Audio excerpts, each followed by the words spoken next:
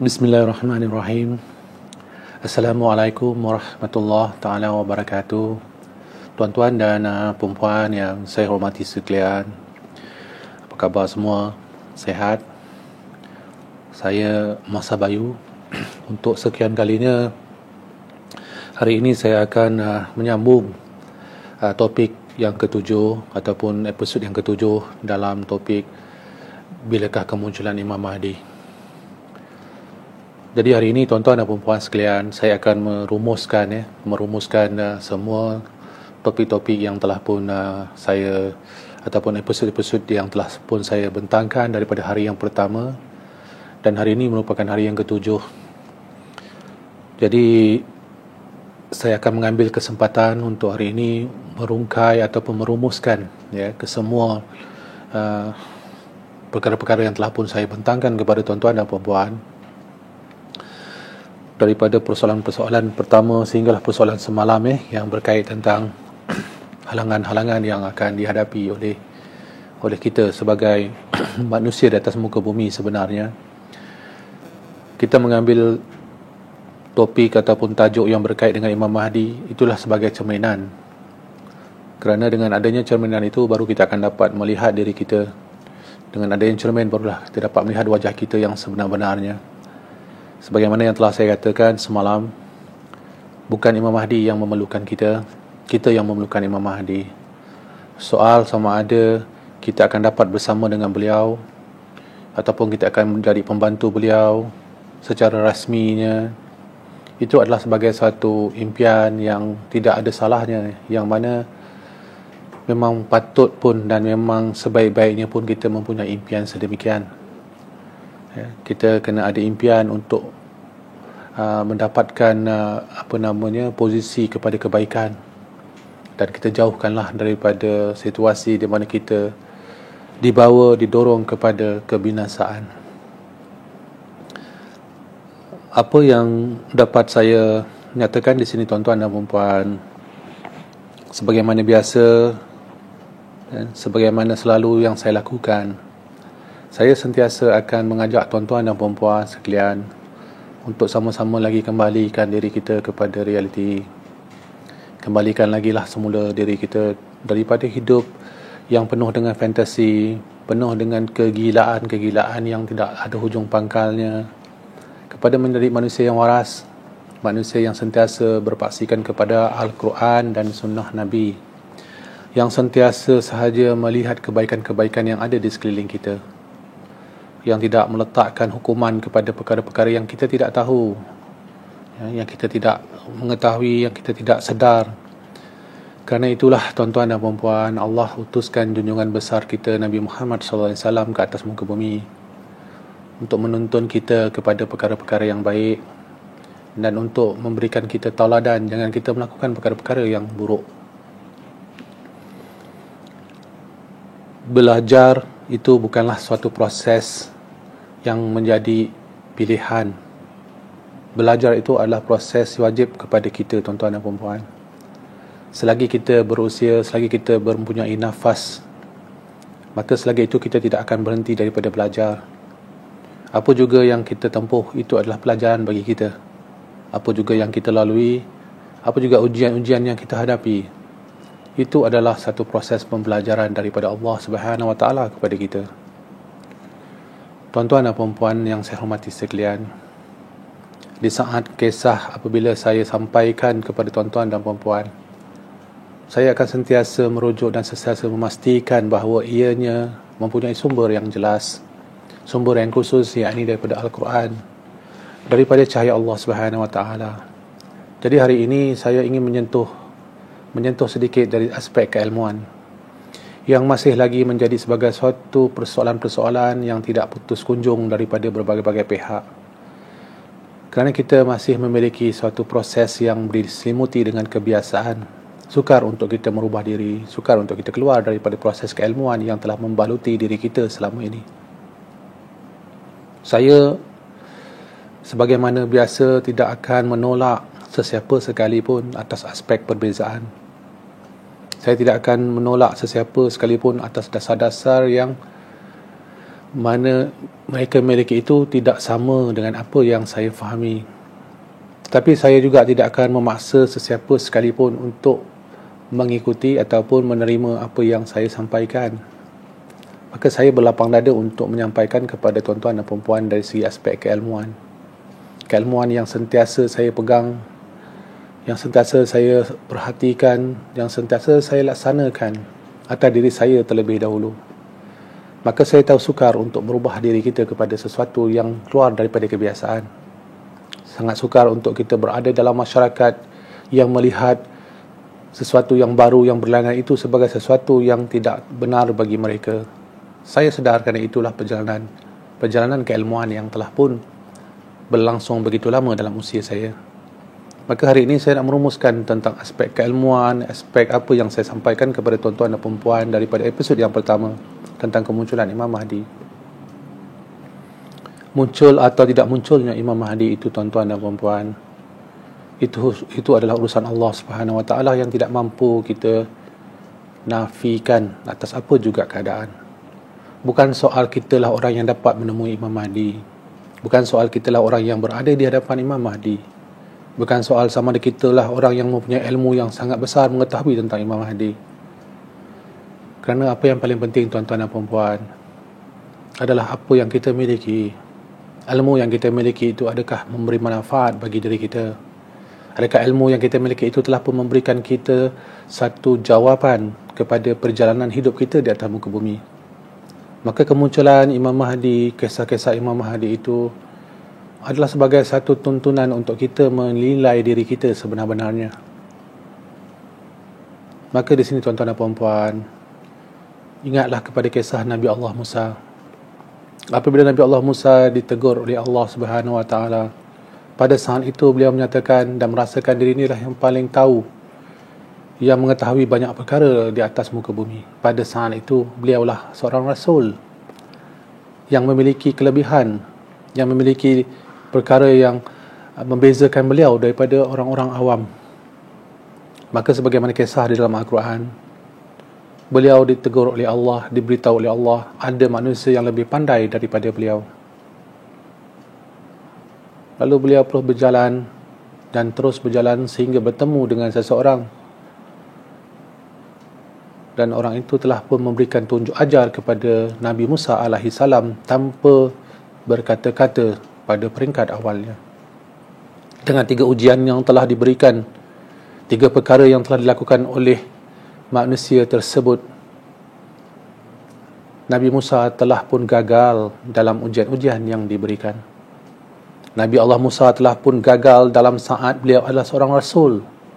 Dalam saat pada waktu itu dia merasakan diri dia mengetahui lebih daripada yang lain. Namun sesungguhnya hakikat itu berbalik semula kepada keimanan kita kepada Allah Subhanahu Wa Taala. Sesungguhnya Allah Maha mengetahui. Sesungguhnya tidak ada makhluk yang lebih mengetahui, kerana pengetahuan makhluk juga datangnya daripada Allah Subhanahu Wa Taala. Nabi Allah Musa telah melakukan perkara-perkara yang berada dalam fikiran beliau, berada pada pengetahuan beliau, berdasarkan kepada kapasiti yang beliau miliki. Namun apa yang berlaku, tuan-tuan dan puan-puan? Ya, baca dalam Al-Quran, dan saya yakin tuan-tuan dan puan-puan tahu kisah ini, yang mana bocornya perahu, ya, kemudian dibenanya tembok semula, kemudian yang ketiga dibunuhnya seorang anak kecil. Maka ia telah dibantah oleh Nabi Musa alaihi salam. Dibantah kerana melihat perkara pelakuan itu tidak masuk akal, katanya. Perkara yang tidak boleh diterima akal pada saat itu. Untuk apa dia buat semua perkara-perkara yang bertentang dengan apa yang menjadi kebiasaan? Lalu setelah itu beliau telah pun diperjelaskan oleh manusia tersebut. Beliau menjelaskan kepada Nabi Allah Musa sebagaimana perjanjian yang telah mereka meterai. Jangan kamu bertanya atas apa yang akan aku lakukan. Jangan persoalkan. Tapi kerana itu adalah sifat keilmuan untuk kita memahami erti ilmu. Nabi Allah Musa tidak dapat menahan rasa hatinya mengelonjak-lonjak nafsunya telah pun menuntun beliau hingga beliau mengeluarkan perkataan-perkataan yang telah pun menyebabkan terlanggarnya perjanjian di antara beliau dengan orang tersebut, orang soleh ya. Jadi tuan-tuan dan puan-puan, setelah 3 kali pelanggaran apa yang telah disyaratkan dalam perjanjian mereka, lalu berpisahlah Nabi Allah Musa dengan orang tersebut dengan meletakkan satu pelajaran kepada diri beliau, Maha suci Allah daripada segala kekurangan. Maka Nabi Allah Musa telah menerima hakikat bahawa beliau bukanlah manusia yang hebat, yang lebih baik ataupun lebih tinggi ilmunya daripada mana-mana manusia.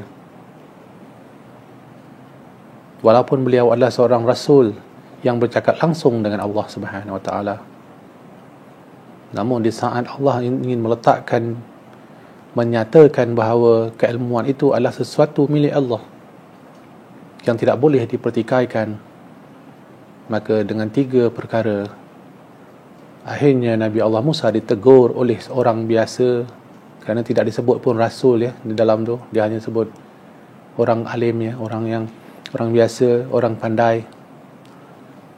Walaupun banyak versi menyatakan itu adalah Nabi Allah Khidir dan sebagainya, kerana saya ingin menjelaskan berdasarkan apa yang telah pun difahami. Tidak ada salah lah mana-mana tafsiran yang lain-lain, cuma ingin saya nyatakan supaya untuk dipahami, dimudah fahami oleh orang-orang awam, iaitu manusia itu adalah manusia yang Allah berikan kelebihan. Dengan hanya melihat air, beliau telah dapat menjelaskan kepada Nabi Allah Musa sesuatu yang tidak mampu dicapai oleh akal Nabi Allah Musa pada saat tersebut. Oleh darjat yang dimiliki oleh Nabi Allah Musa tidak tercapai oleh beliau untuk memahami apakah yang dilakukan oleh manusia tersebut yang dikatakan bertentang dengan norma-norma kebiasaan. Maka di sini tuan-tuan dan puan-puan, sebagaimana kisah tadi, Nabi Allah Musa telah pun melanggar perjanjian dengan manusia tersebut dengan 3 perkara. Beliau seorang rasul, tuan-tuan dan puan-puan. Beliau seorang manusia yang terpilih di kalangan manusia-manusia yang ada di atas muka bumi. Beliau adalah manusia yang telah Allah berikan kelebihan dengan tongkatnya, dengan mujizat-mujizatnya, dengan kitabnya. Namun di saat meletakkan kebenaran keilmuan, janganlah kita pandang rendah kepada sesiapa, tuan-tuan dan puan-puan. Jangan kita rasa kita lebih tahu daripada orang lain. Jangan kita merasakan kita telah pun memiliki perkara yang orang lain tidak memiliki. Rendahkan diri kita di dalam berilmu. Jadikanlah diri kita sentiasa merasa tidak tahu. Kerana apabila kita merasakan kita tahu, tuan-tuan dan puan-puan, ambillah iktibar daripada Al-Quran, sebagaimana yang berlaku kepada Nabi Allah Musa, sebagaimana yang berlaku kepada Iblis laknatullah. Kerana Iblis laknatullah telah pun merasakan diri dia lebih tahu daripada yang lain. Dia rasa lebih hebat daripada Nabi Allah Adam. Maka Iblis telah pun melakukan kesalahan yang fatal, yang menyebabkan beliau telah jatuh ke jurang yang paling dalam. Maka keilmuan yang ingin saya sampaikan ini adalah persoalan yang kita bicarakan daripada episod yang pertama, kemunculan Imam Mahdi. Berbalik kepada persoalan-persoalan tersebut, tuan-tuan dan puan-puan, ia akan melengkapkan apa yang sebenar-benarnya kita ingin capai dalam hidup. Episod demi episod telah pun saya bentangkan kepada tuan-tuan dan puan-puan, dan saya tidak tahu sampai bilakah saya akan mampu menyampaikan lagi kepada tuan-tuan dan puan-puan. Kerana perkara gaib juga tidak saya ketahui apa yang akan bakal berlaku di masa depan. Namun, saya amat pasti dan saya amat yakin bahawa apabila sampai masanya, saya juga akan pergi, tuan-tuan dan puan-puan. Kullu nafsi za'iqatul maut. Setiap yang berjiwa, yang bernyawa pasti akan mati. Maka sebelum sampai saat itu, saya masih lagi dengan menyatakan kepada tuan-tuan dan puan-puan, masih lagi akan cuba menyampaikan kepada tuan-tuan dan puan-puan merangkumkan apa juga episod-episod yang telah saya sampaikan kepada tuan-tuan dan puan-puan, bahawa kemunculan Imam Mahdi itu bukanlah satu cerita dongeng. Kemunculan Imam Mahdi itu bukanlah satu cerita-cerita yang hanya menjadi sebagai satu bisikan kepada anak-anak kecil sewaktu ingin tidur. Tetapi ia adalah kisah diri kita. Kisah kita yang akan membawa diri kita kepada kebenaran, atau kita akan membawa diri kita kepada kebinasaan. Kemunculan Imam Mahdi adalah satu perkara yang perlu kita lihat pada cerminan diri sendiri. Bukan kita melihat sosok-sosok yang ada di sekeliling kita, siapakah Imam Mahdi. Tetapi kita harus melihat pada diri kita, adakah kita sosok-sosok yang layak bersama Imam Mahdi. Kerana Imam Mahdi juga manusia, tuan-tuan dan puan-puan. 2 tangan, 2 kaki, 2 mata, yang perlu makan, yang perlu minum, yang perlu tidur, yang perlu berehat. Bukan beliau boleh menjadikan apa-apa, bukan beliau boleh menjanjikan apa-apa, tuan-tuan dan puan-puan. Beliau adalah manusia yang Allah pilih untuk memberikan kita tunjuk ajar, memperbetulkan apa juga kesilapan-kesilapan, amalan-amalan yang kita rasakan benar, tapi sebenarnya penuh dengan perasaan sombong, riak, dengan meletakkan berbagai-bagai situasi yang akhirnya menjadikan kita manusia yang rugi dan serugi-ruginya. Begitu juga dengan apa yang telah saya sampaikan dengan kisah kemunculan Imam Mahdi. Saya tidak memberikan apa-apa juga keadaan penentangan kepada mana-mana ilmuwan-ilmuwan yang ada di seluruh dunia pada hari ini. Jadilah diri anda sebagaimana apa yang anda yakinkan. Jika anda seorang ustaz, maka jadikanlah diri anda ustaz yang telah pun memberikan manfaat kepada yang lain. Maka saya akan menjadi pihak yang sentiasa menyokong usaha tuan-tuan, yang akan sentiasa menjadikan diri saya sebagai orang yang sentiasa mencari jalan untuk membantu tuan-tuan. Guru-guru mana, tok-tok guru mana, apa juga sekalipun posisi tuan-tuan dan perempuan, saya bersedia untuk menjadikan diri saya sebagai habuan kepada perjalanan tuan-tuan dan perempuan. Apa juga tugasan, insya-Allah dengan izin Allah saya akan sentiasa membantu. Tidak ada persoalan untuk saya menentang sesiapa. Cuma saya nyatakan di sini, saya menentang mana-mana pihak yang meletakkan nama tok-tok guru, nama-nama ustaz, nama-nama ulama, profesor-profesor dan mereka-mereka yang berada pada proses ilmuwan, tetapi sebenarnya membawa kerosakan ke atas muka bumi. Yang itu yang saya tentang, yang itu yang saya tegur. Bukan mereka-mereka yang membawa kebenaran. Mereka yang membawa kebenaran, mereka adalah saudara-saudara saya. Mereka juga adalah guru-guru saya. Tetapi mereka yang meletakkan diri sebagai guru, sebagai mereka yang dikatakan ilmuwan, tetapi memesongkan apa yang ada di dalam Al-Quran, memesongkan apa juga kenyataan-kenyataan yang telah disampaikan oleh Allah Subhanahu Wa Taala kepada Rasulnya, yakni kepada baginda junjungan besar kita Nabi Muhammad sallallahu alaihi wasallam. Maka itu yang saya tentang. Maka saya tidak menentang mereka-mereka yang benar. Saya menegur, menasihati mereka-mereka yang bersangka-sangka mereka benar. Itu sahaja. Jadi kisah kemunculan Imam Mahdi ini telah merungkai begitu banyak persoalan-persoalan di kalangan kita, khususnya daripada diri tuan-tuan dan perempuan yang terus tekun menelaah, mengkaji apa yang telah saya sampaikan.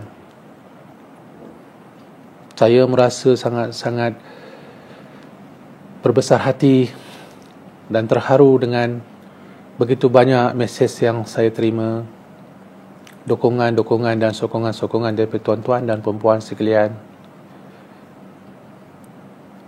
yang memberikan semangat kepada saya. Teruskanlah usaha, jangan dipedulikan dengan apa-apa cemuhan, jangan dipedulikan dengan apa-apa juga tantangan-tantangan.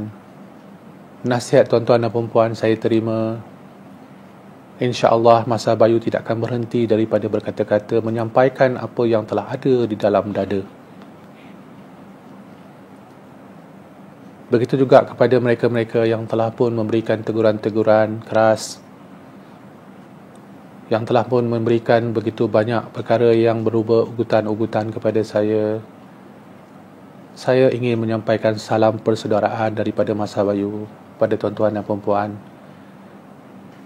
Mungkin tuan-tuan dan puan-puan buat masa ini salah faham, keliru, ataupun mungkin kerana telah berada dalam satu suasana kefahaman berdasarkan apa yang telah tuan-tuan dan puan-puan pelajari. Saya tidak boleh salahkan. Kerana itu yang tuan-tuan dan puan-puan pelajari, fahami daripada guru masing-masing, ataupun telah difahami daripada perjalanan masing-masing, maka tidak ada salahnya untuk saya menyatakan dan untuk saya memberikan sambut salam persaudaraan daripada saya. Kerana saya melihat perjalanan sahabat-sahabat baginda Rasulullah sallallahu alaihi wasallam. Bukankah Umar Al-Khattab itu musuh yang sangat hebat kepada baginda Rasulullah sebelum beliau menerima Islam? Bukankah Khalid Al-Walid juga panglima tentera yang telah mengalahkan dan menyebabkan kematian sahabat-sahabat waktu peperangan sebelum beliau menerima cahaya Allah Subhanahu wa taala? Pada saat itu Nabi, yakni baginda Rasulullah SAW, ditentang oleh mereka-mereka yang akhirnya telah menjadi sahabat, yang menjadi pengikut, yang menjadi penolong, yang berperang dan meletakkan nyawanya di hadapan baginda Rasulullah SAW. Mereka telah pun meletakkan segala-galanya atas perjuangan Islam. Namun pada saat awal, mereka menjadi penentang yang sangat berat kepada baginda Rasulullah SAW. Umar sangat keras. Umar sangat ganas pada awalnya di dalam usaha beliau untuk menghentikan Islamiyah di kota Mekah. Jadi saya melihat itu sebagai satu wadah, sebagai suatu pelajaran bagi diri saya kepada tuan-tuan dan puan-puan yang pada saat ini mungkin masih lagi melihat perkara yang saya sampaikan itu satu bertentangan, sebagai sesuatu yang dirasakan telah pun menyebabkan suasana tidak selesa dan tidak senang. Maka peristiwa yang berlaku kepada para sahabat Rasulullah SAW, saya ambil sebagai pelajaran. Jadi hari ini mungkin tuan-tuan dan puan-puan benci pada saya. Mungkin pada hari ini tuan-tuan dan puan-puan rasa nak membunuh saya. Mungkin tuan-tuan pada hari ini rasa inginkan saya mati cepat. Tetapi kita tidak tahu. Maka doa saya sentiasa tidak pernah putus kepada sesiapa sekalipun. Malah mereka yang mendoakan keburukan bagi saya juga, saya akan doakan kesejahteraan bagi tuan-tuan dan puan-puan. Mungkin lepas ni tuan yang marah saya, yang kata nak cederakan saya, nak bunuh saya, akan menjadi sifat sebagaimana sifat Umar Al-Khattab, manalah saya tahu kan. Akan menjadi sifat sebagaimana Khalid Al-Walid yang akan mempertahankan Rasulullah, manalah saya tahu. Tetapi itulah yang saya doakan kepada tuan-tuan dan puan-puan. Tuan-tuan dan puan-puan yang menentang, yang memarahi saya, akan satu hari nanti menjadi sahabat saya yang saya kasihi, menjadi teman gurau senda saya sebelum saya mati. Kita berpaut baliklah tuan-tuan dan puan-puan dengan kisah-kisah yang kita pelajari, yang kita teladani daripada kisah baginda Rasulullah sallallahu alaihi wasallam. Saya mengajak tuan-tuan dan puan-puan dengan kisah-kisah episod tentang kemunculan Imam Mahdi adalah untuk kita letakkan diri kita pada satu titik persamaan, supaya tuan-tuan dan puan-puan dan saya dapat mengalahkan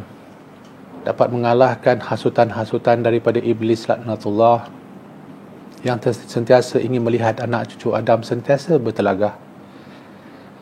Maka atas itu saya berlapang dada kepada sesiapa sekalipun yang berselisih pandangan dengan saya, berselisih pendapat dengan saya,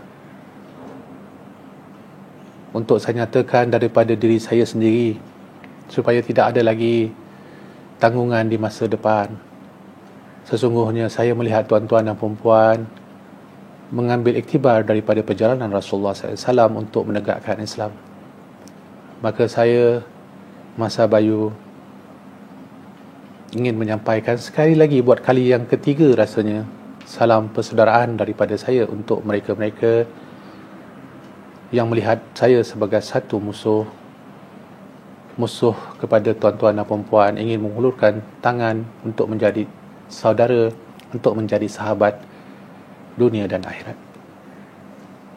Tuan-tuan dan puan-puan, untuk merumuskan, untuk menjelaskan perjalanan kisah kemunculan Imam Mahdi adalah satu kisah yang memerlukan penelitian. Kisah yang sentiasa membawa diri saya kepada perkara yang sangat saya risaukan. Apa yang saya risaukan? Saya risaukan kerana saya tidak punya masa, saya tidak cukup masa untuk menyampaikan segala perkara kepada tuan-tuan dan puan-puan. Saya risau saya tidak dapat ruang yang cukup untuk menjelaskan perkara-perkara kepada tuan-tuan dan puan-puan. Kerana terlalu banyak, begitu banyak perkara-perkara yang sebenarnya ingin saya sampaikan kepada tuan-tuan dan puan-puan. Kisah kemunculan Imam Mahdi hanyalah sebagai suatu kisah untuk membuat tuan-tuan dan puan-puan mendengar celoteh Masa Bayu. Kerana cerita tentang Imam Mahdi adalah kisah-kisah yang sangat dekat kepada umat Islam di akhir zaman. Begitu banyak sekali versi-versi yang ada di luar, begitu banyak sekali versi-versi yang ada di seluruh dunia. Janganlah ditolak, dengarlah, terima sebagaimana saya katakan. Tapi dalam masa yang sama, buatlah tanggungjawab atas diri tuan-tuan dan puan-puan, telaah dan carilah daripada sumber yang khusus, benar atau tidak benar semua kisah-kisah tersebut. Jika tidak ditemui di dalam Al-Quran, maka ambillah pendekatan. Apakah pendekatannya? Sesungguhnya Al-Quran itu telah pun lengkap, Al-Quran itu telah pun sempurna, dan Al-Quran adalah penyuluh kepada segala kegelapan. Maka di situ tuan-tuan dan puan-puan, lihatlah dalam surah Ibrahim ayat yang pertama, menyatakan bagaimana Al-Quran itu telah pun Allah turunkan, berikan kepada baginda Rasulullah SAW untuk kita umat manusia, untuk kita berjalan, untuk kita menerangi kegelapan hidup kita. Maka disitulah jawapan kepada segala persoalan-persoalan, segala kisah-kisah saya sampaikan tentang kemunculan Imam Mahdi. Maka disitulah berpegang semula kita. Janganlah kita meletakkan apa-apa yang lain lebih tinggi daripada Al-Quran. Yang lain itu adalah sepihan-sepihan yang boleh kita baca, boleh kita rungkai, boleh kita huraikan. Namun tetap akhirnya nanti kembalikanlah semula ketetapan itu yang sebagaimana yang ada di dalam surah Ibrahim ayat 1. Untuk hari ini saya ingin menjelaskan ayat itu sebagai rujukan kepada tuan-tuan dan puan-puan.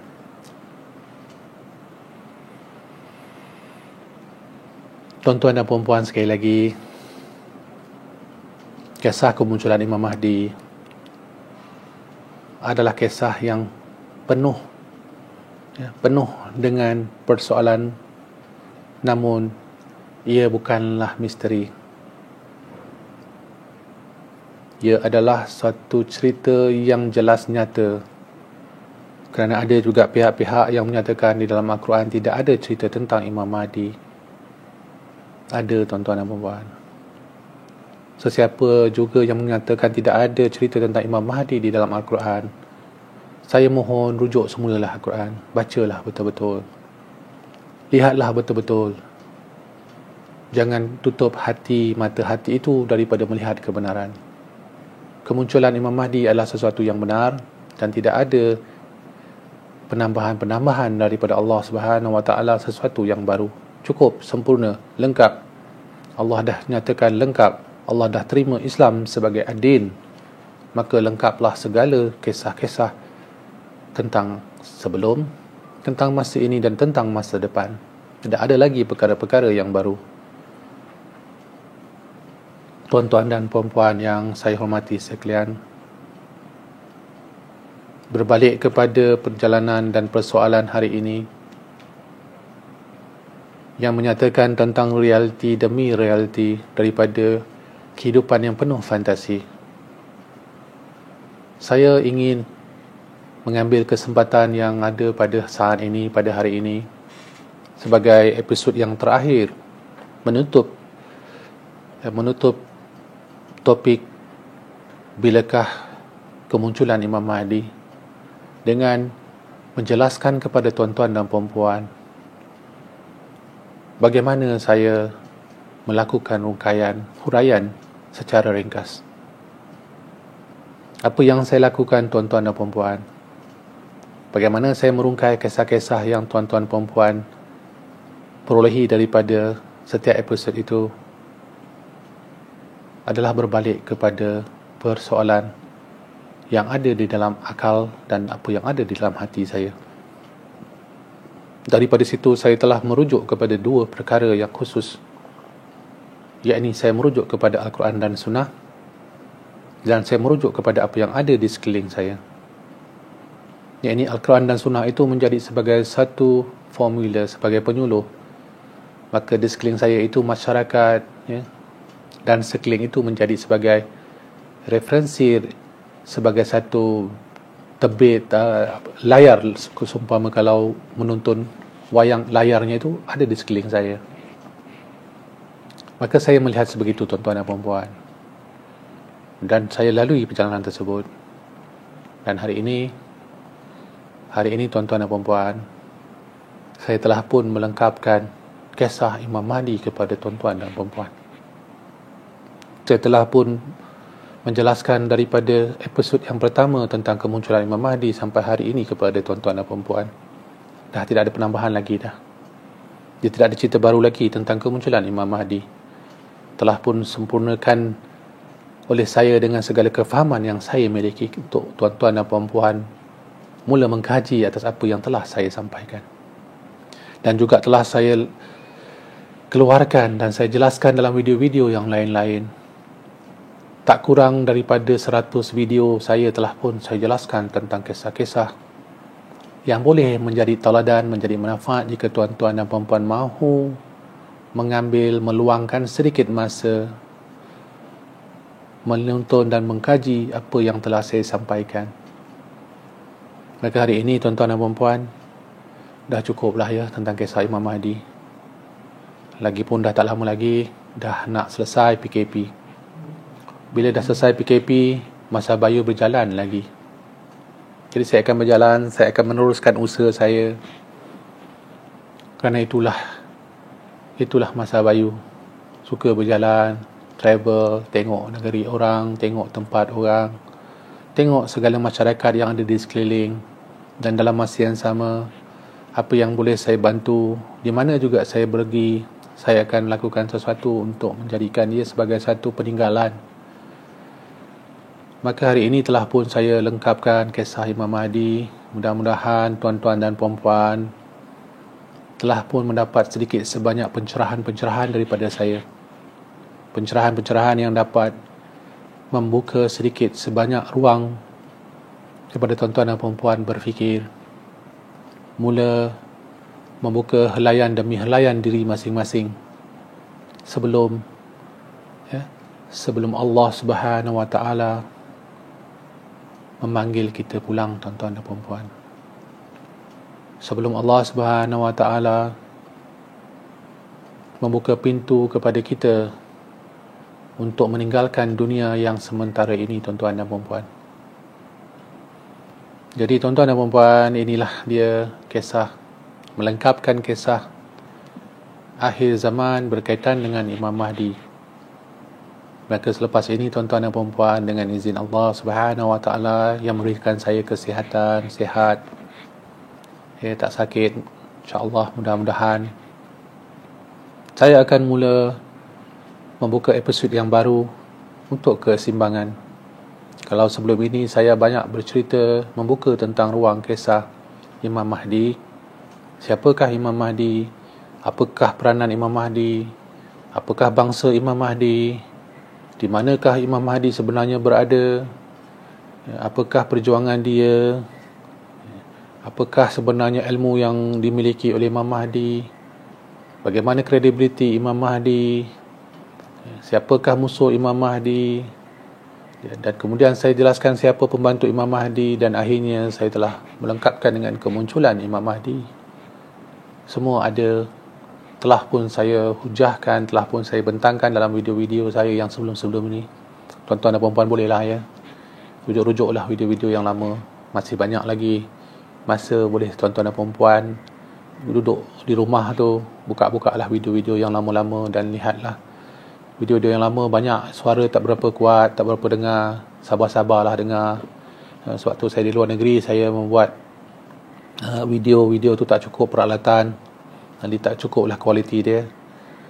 Namun apa yang ingin saya sampaikan, setelah saya lengkapkan dengan cerita-cerita Imam Mahdi pada episod yang seterusnya, insya-Allah esok saya akan sambung dengan kisah kesimbangan kepada Imam Mahdi, iaitu siapakah musuh Imam Mahdi yang sebenar-benarnya, yang disebut Dajjal.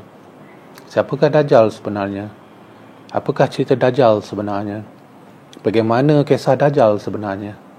Apakah benar sebagaimana yang dinyatakan di dalam begitu banyak sumber-sumber yang sedang ada di seluruh dunia? Benarkah Dajjal itu bermata satu? Benarkah Dajjal itu ada tulisan kafir di dahinya? Atau benar-benarkah Dajjal ini adalah watak yang memang wujud? Ataupun dia adalah sebenarnya sebagai satu watak, menjadi watak-watak rekaan semata-mata? Kerana tuan-tuan dan puan-puan, di dalam apa juga situasi, apabila kita ingin berhadapan dengan musuh, kita kena kenal musuh kita. Siapakah musuh kita sebenar-benarnya? Maka daripada situ kita akan dapat tahu, dan kita akan dapat membuat persiapan diri kita untuk menghadapi musuh kita pada saat di mana ianya perlu kita pertahankan. Yang ini pertahankan diri kita daripada musuh-musuh. Tetapi kalau kita tidak mengenal musuh kita, maka kita tanpa sedar kita telah pun menjemput musuh kita ke dalam rumah sendiri. Kita menjemput pencuri, perompak masuk ke rumah kita tanpa kita sedar, dan akhirnya musuh itu akan melakukan keburukan dan kerosakan pada kita, malah kepada keluarga kita, dan lebih besar pada masyarakat kita. Maka tuan-tuan dan perempuan yang saya hormati, bagaimana? Bersetuju atau tidak bersetuju untuk saya, Masa Bayu, membuka topik tentang Dajjal, membuka topik realiti, siapakah Dajjal sebenar-benarnya? Adakah itu mitos? Adakah Dajjal itu hanya sebagai satu cerita, sebagaimana kisah-kisah Imam Mahdi yang berlega-lega di dunia pada hari ini dengan berbagai-bagai ceritanya, berbagai-bagai kisahnya? Tetapi bila dilihat, difahamkan daripada kisah Masa Bayu tentang Imam Mahdi, ianya sangat jauh berbeza daripada apa yang difahami. Maka apakah cara yang sama, atau apakah perkara yang sama akan disampaikan oleh Masa Bayu berkenaan dengan Dajjal? Maka saya ingin mendapatkan feedback, maklum balas daripada tuan-tuan dan perempuan. Jika tuan-tuan dan perempuan merasakan saya perlu untuk meneruskan lagi pencerahan-pencerahan akhir zaman dengan topik Dajjal, maka saya akan teruskan. Tetapi jika tuan-tuan dan perempuan merasakan tidak perlu dan tidak mempunyai faedah manfaat, maka saya akan menghentikan perkara tersebut. Untuk itu, terpulanglah kepada tuan-tuan dan perempuan sama ada inginkan saya meneruskan apa yang akan saya sampaikan, kerana sesungguhnya apabila tiba masanya, yang hak akan datang untuk menggantikan yang batil. Saya, Masa Bayu, ingin sekali lagi mengucapkan berbanyak-banyak terima kasih kepada tuan-tuan dan perempuan yang telah pun bersama-sama dengan saya dalam merealisasikan usaha kita bersama-sama untuk menjadi umat Muhammad, baginda Rasulullah sallallahu alaihi wasallam, dan dalam masa yang sama kita mendoakan, saling kita berdoa kehadrat Allah Subhanahu wa taala agar kita bersama-sama dengan nukleus akhir zaman, dengan pemimpin akhir zaman, iaitu Imam Mahdi. Salam sejahtera daripada saya, Masa Bayu. Dan jangan lupa subscribe, jangan lupa kongsi-kongsikan dengan yang lain. Jumpa lagi pada episod yang seterusnya.